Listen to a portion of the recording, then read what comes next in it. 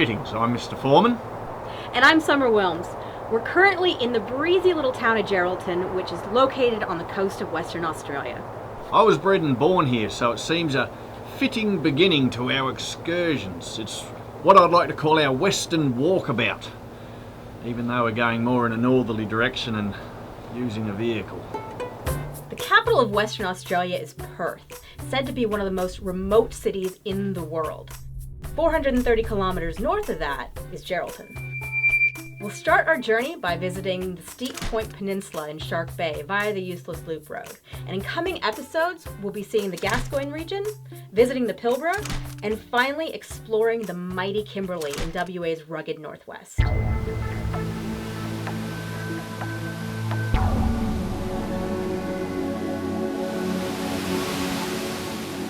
This is our setup for the journey ahead. A Land Rover Defender with a mighty 3.5 metre vessel strapped to the roof. And on the tow hitch is a 21-foot Jayco Caravan, which is completely unsuitable for off-road driving. That'll be our base station in between adventures. This is the inside of our mobile home. Quite a posh setup, complete with a coffee plunger and an Xbox.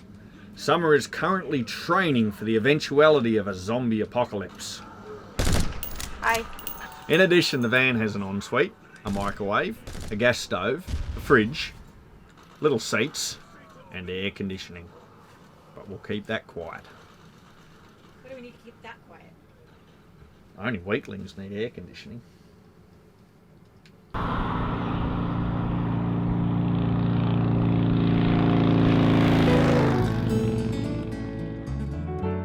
This seaside community, originally called Gerald's Town, was founded in 1851, but only became official 20 years later. It's an important port facility, exporting large quantities of iron ore and mineral sands. The surrounding countryside is farmed for wheat, barley, lupins, and sheep, while the waters of the Indian Ocean provide rich fishing grounds.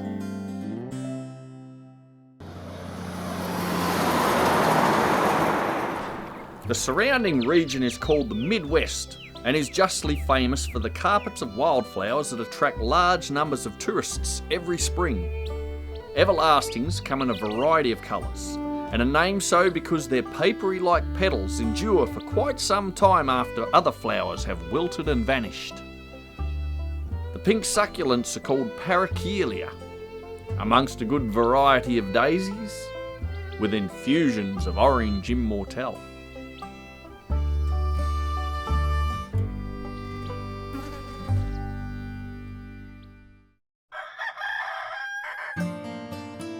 There are plans to make an early departure, but it looks like that might not be happening. Wilms loves a good sleep in.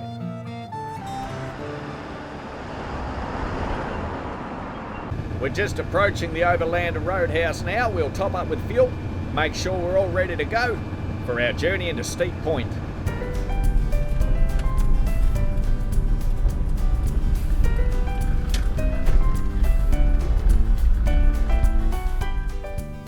The Overlander Roadhouse is on the junction of the Northwest Coastal Highway and the road out to Shark Bay.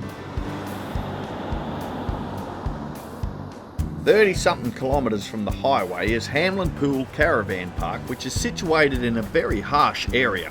Drinking water has to be trucked in from the not-so-near township of Caravan, while water for utilities is nearly as salty as the sea. The van's going to be staying here at the Hamelin Pool Caravan Park. The road to our destination gets positively rough. Hamelin Pool Caravan Park is located on the site of the old Flint Cliff Telegraph Station that was built back in 1884. It was an important link between Perth and the northern settlement of Roburn. The repeater station also served as the original Shark Bay post office, and the postmaster's residence has become the park's reception and tea rooms. The shallow, salty bay nearby was also an important landing port for cargo vessels transporting wool and sandalwood in the early 1900s. Known back then as Flagpole Landing, the goods would be hauled in by camel train to small boats and then out to large cargo vessels. Of even greater significance is what continues to survive in these waters. Stromatolites look like rocks but are considered one of the oldest life forms on the planet. Sand particles stick to this blue-green algae, and layer by layer the sediments form slabs or even columns. 3.5 billion years ago, these living fossils were responsible for oxygenating our atmosphere. There are few places left on the planet suitable now for these ancient algae to survive. Evidence to the contrary. This inhospitable region has the ability to support quite a diverse range of fauna. Unfortunately, a relatively recent wave of humanity, along with their entourage of domestic stock foxes, cats and rabbits, has helped deplete or wipe out much of what once existed here.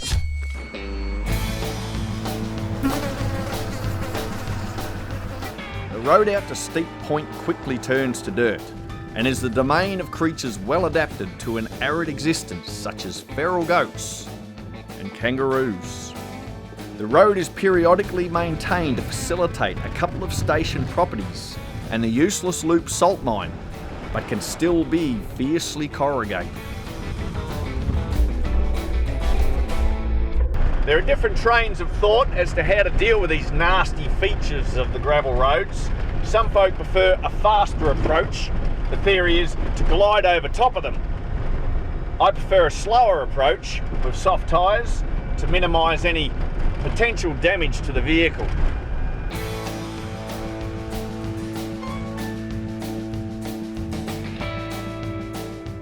Past the salt mines at Useless Loop, the road turns into a rough track, snaking through large sand dunes.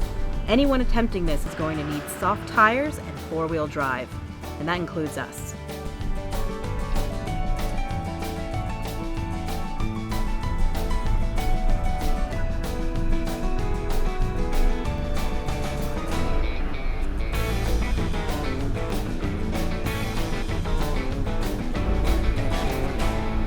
There are times when a sandhill or two may give problems, but as Wilms has already declared, if you've lowered your tyre pressure, then with a bit of patience, momentum and a quiet prayer to your chosen deity, these obstacles should eventually be overcome.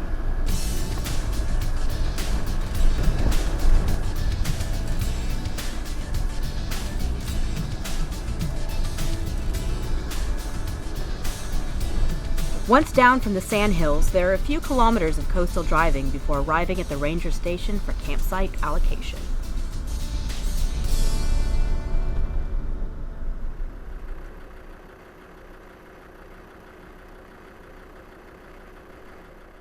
Once the camp is set up, it's time to take the interceptor off the roof and prepare it for watery excursions.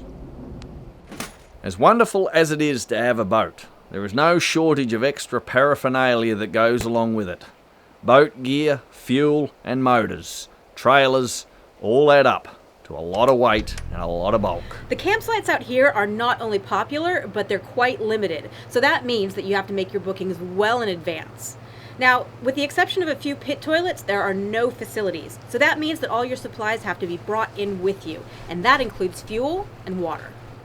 So our little camp in Shark Bay, we've constructed this contraption to protect us from the elements. Quite proud of the engineering feat.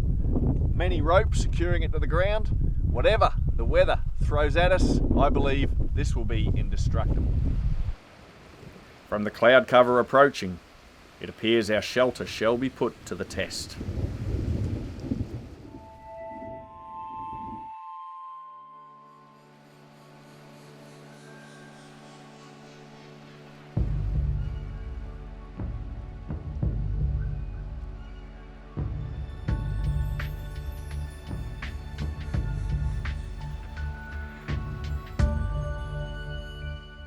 We're out hunting crabs because we've heard that they make excellent bait for the fish out here. So we're going to hunt around and see what we can find.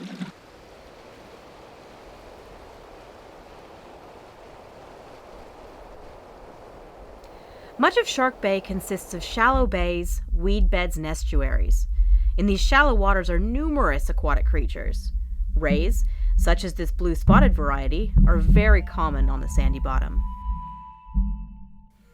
Even more numerous is another odd-looking ray, sometimes called a shovelnose shark, for obvious reasons. A quiet approach can get the eager observer in close to these small specimens. Large ones can grow to be 3 meters long and not so obliging. The cow-tailed ray has a characteristic flapper skin at the end of a very long tail. These rays grow large and their tail is armed with 1 or 2 dagger-like spines. The length of the tail is enough to hit a target in front of them. This makes this ray a dangerous opponent to unwary anglers. It is best cut from the line once identified. Small and very timid sharks are a regular visitor to the shallows, as are mud crabs. These chunky and delicious crustaceans are armed with, usually 2, massive and powerful claws. Woe unto the unfortunate soul who gets a finger or toe caught in the clutches of one of these bulky beasts. Okay, now back to the task at hand.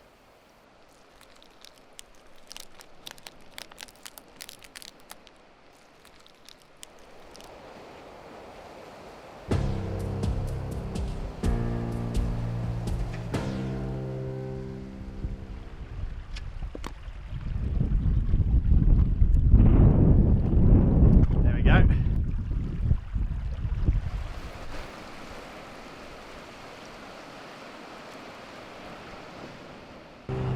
Armed with a small bucket of crabs, it's time to navigate the interceptor out to the deeper water at the mouth of the inlet. The journey is not without company.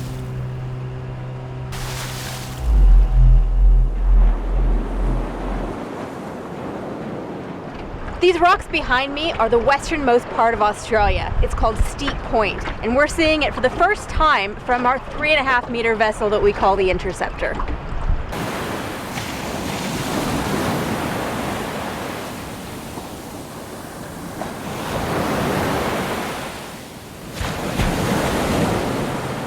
The open ocean is a bit risky in a small vessel, so we try a bit of trawling on the way back into more protected waters.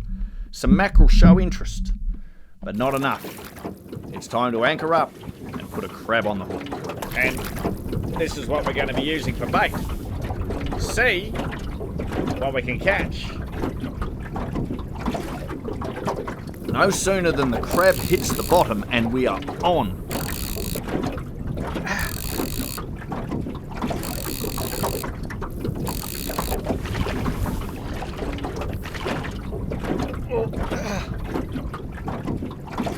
It's a spotted sweetlip.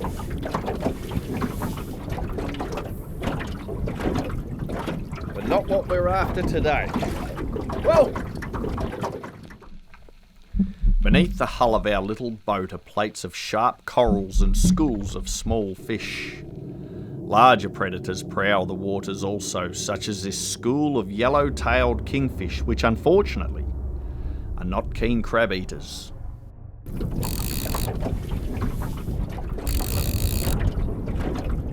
Yeah, we got one bulge in.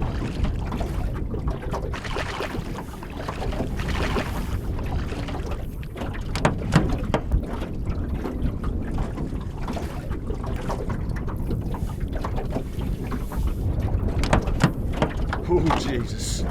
Bit by those and I'll know about it. Yeah, we got one. 43 centimetres. Legal. Across the inlet lies Western Australia's largest island, named after a Dutch navigator who discovered it back in 1616. Dirk Hartog Island was once a sheep station, but it's now a national park that offers adventurers a remote and challenging 4x4 camping experience. The island is only accessible by a barge, which collects vehicles from the beach near Steep Point. Behind the beach camps, the track continues out to the rugged cliffs along the Indian Ocean. It's time to fire up the landy for a little side excursion.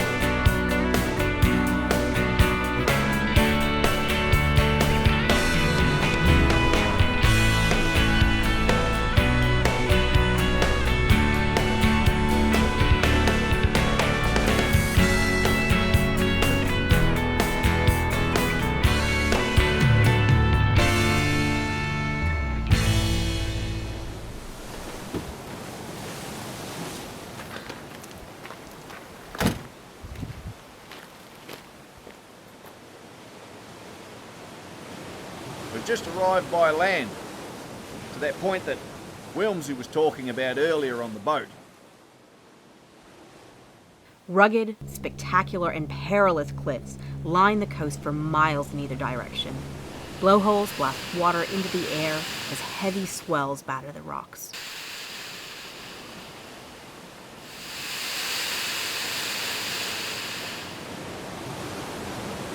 The environment is extremely harsh, and that's reflected by the sparse vegetation that exists amongst the rocks, as well as the poor soils with salt spray and little fresh water.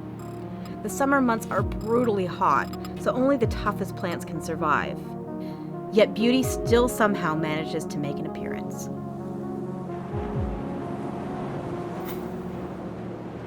The inlet between Steep Point and Dirk Hartog Island provides relative protection from the usually wild and rugged Indian Ocean, giving vessels access to fuel and supplies at the township of Denham, which is the regional hub for the area. The waters around Shark Bay are special in that it's an area of overlap between tropical and temperate fish species. The shallow lagoons and prolific weed beds are important breeding grounds for many fish, rays, sharks, turtles, and even mammals, such as dugongs and dolphins.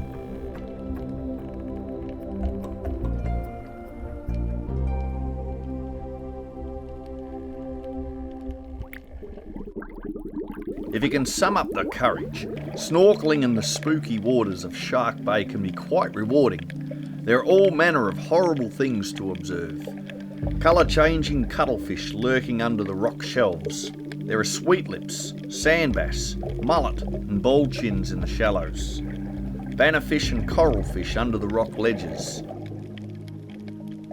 Eels skulking in burrows, and a 3-metre banded wobbegong shark sleeping in a cave. Spooky.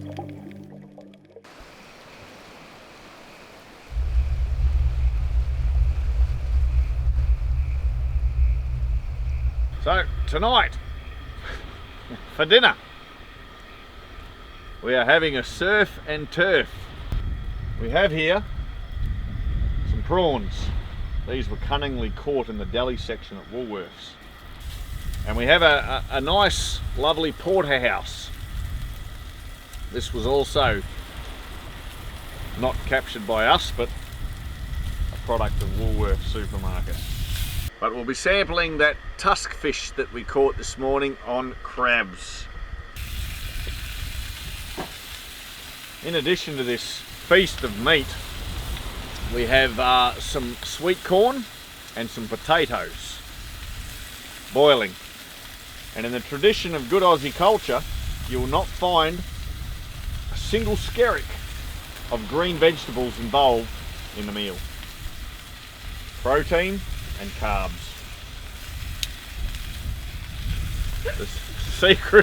The secret of good healthy living. Yeah, where's that wine?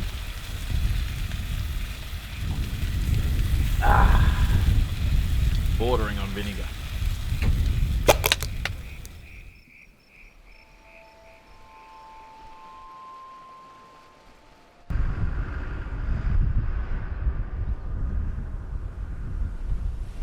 A turnoff leads to another section of coastal magnificence called Thunder Bay. On top of the cliffs, many meters above sea level, are large chimney-like blowholes. It takes a high tide and heavy swells to send them into action, making this activity somewhat perilous. Evidence of the potential power of these blowholes exists, stranded in small rock pools high up on the cliffs.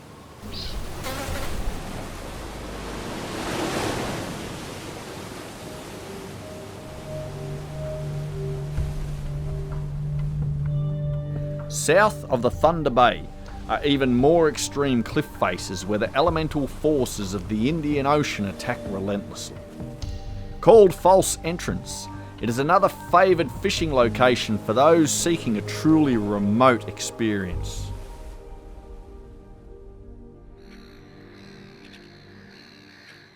The conditions out here are pretty hostile. Now, it could have something to do with the time of year, or maybe the weather, but there's been clouds of mosquitoes both day and night.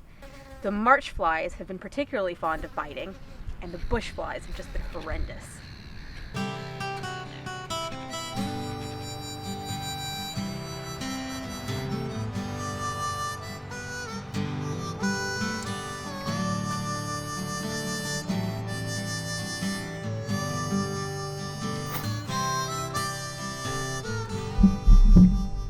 It's time for you to meet the Sergeant Major.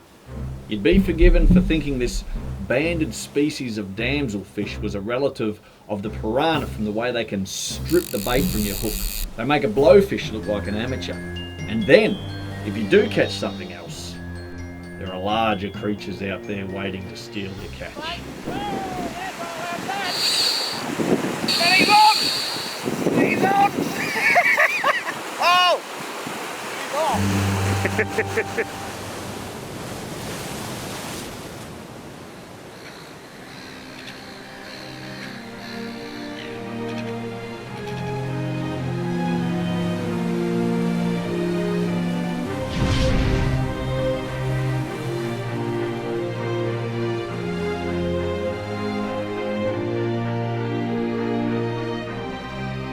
We're driving along some spectacular cliff faces in the False Bay area. Now that fishing excursion this morning, I had a couple of hookups, but it's hard work. It's really hard work. You hear the stories, and you come out here and maybe some local knowledge and some skills are going to work your way. Sometimes I think you just have to be in the right place at the right time, and I wasn't. Whine, whine, whine. Quit your bitchin', Foreman.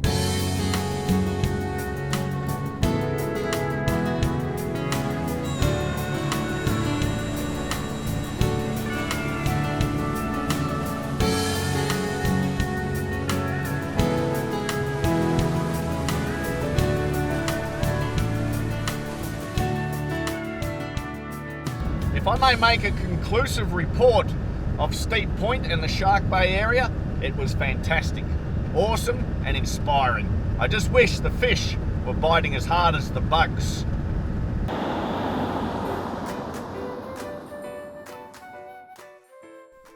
Well, that concludes our first installment of Western Walkabout. The next episode is going to take us into the remote Gascoyne region, where we're going to see the world's largest rock. Yep, really? And the rugged Kennedy Ranges. So, that's me, Summer Wilms, signing off for now. Until next time.